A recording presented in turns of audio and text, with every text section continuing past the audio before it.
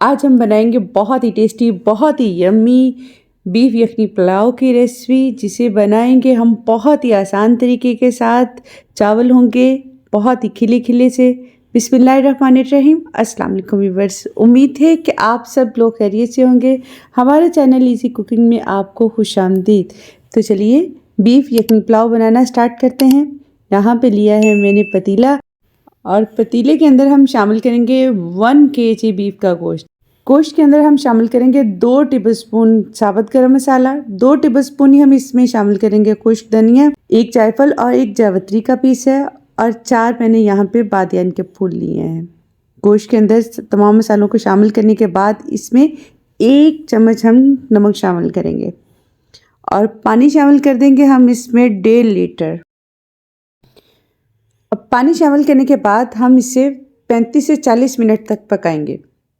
तो यहाँ पे 40 मिनट के बाद आपको चेक करवाते हैं कि गोश्त कितनी अच्छी तरह से गल गया है। अगर आपने यखनी पुलाव जल्दी बनाना है तो आप गोश्त को प्रेशर कुकर में भी गला सकते हैं। तो ये देखिए गोश्त माशाल्लाह से कितना परफेक्टली गल गया है।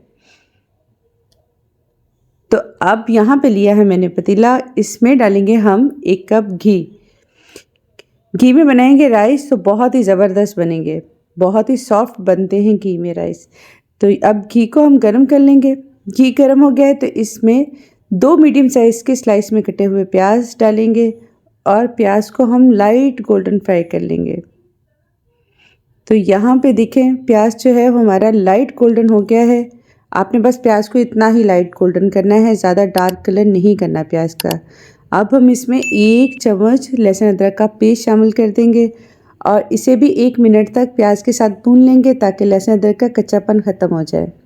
1 मिनट गुजरने के बाद अब हम इसमें थोड़ा सा पानी शामिल करेंगे।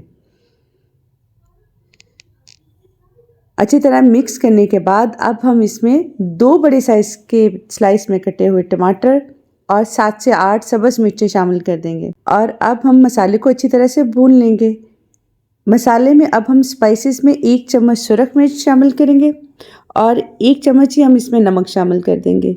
नमक हमने बीफ को गलाने के लिए भी शामिल किया था, और 1 चम्मच अब हमने शामिल कर दिया है। अब गोश्त को शामिल करने के बाद हम गोश्त को तकरीबन 3 से 4 मिनट तक मसाले के अंदर भून लेंगे अच्छी तरह से। 4 मिनट हो गए और गोश्त को हमने अच्छी तरह से भून लिया है। तो अब गोश्त के अंदर ये 2 प्याली हम यखनी शामिल कर देंगे, और 2 प्याली हम इसमें पानी शामिल करेंगे। 2 प्याली चावल लिए हैं तो हम इसमें 4 प्याली पानी शामिल करेंगे, और पतीली का ढक्कन बंद कर देंगे बॉयल आने तक। तो यहाँ पानी में बॉयल आ गया है, तो अब शामिल करेंगे हम इसके अंदर चावल।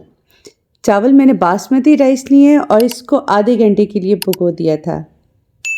अगर यही पुलाव आप सिला चावलों में बना रहे हैं तो फिर आपने चावलों को 2 घंटे के लिए भिगोना है और फिर से पकाना है। पानी आपने उतना ही इसमें 4 प्याली ही शामिल करना है। तो यहाँ पे देखें व्यूअर्स, पानी जो है वो चावलों का खुश्क हो गया है, बहुत ही हल्का हल्का सा पानी है इसमें।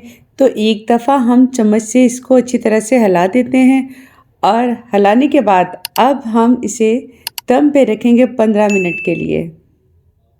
नीचे कोई पुराना तवा आपने ज़रूर रखना है, वरना आपके चावल जो है पेंदे के साथ लग जाते हैं। तो यहाँ पे चावलों को दम आ गया है, तो देखिए माशाल्लाह से कितने खिले खिले और मज़ेदार सा हमारा बीफ यखनी पुलाव तैयार हो गया है। इसे हम प्लेट में डिश आउट करते हैं। आप इसे रायते के साथ, सैलेड के साथ खाएं, बहुत ही टेस्टी, बहुत ही जूसी ये तैयार हुआ है। अगर आप चाहते हैं कि आपका बीफ यखनी पुलाव बहुत ही जूसी और बहुत ही ज़बरदस्त बने, तो इसके लिए जो आपने गोश्त लेना है बीफ का, वो हड्डी वाला लीजिएगा। इससे आपका जो पुलाव है वो बहुत ही जूसी और बहुत ही टेस्टफुल तैयार होगा।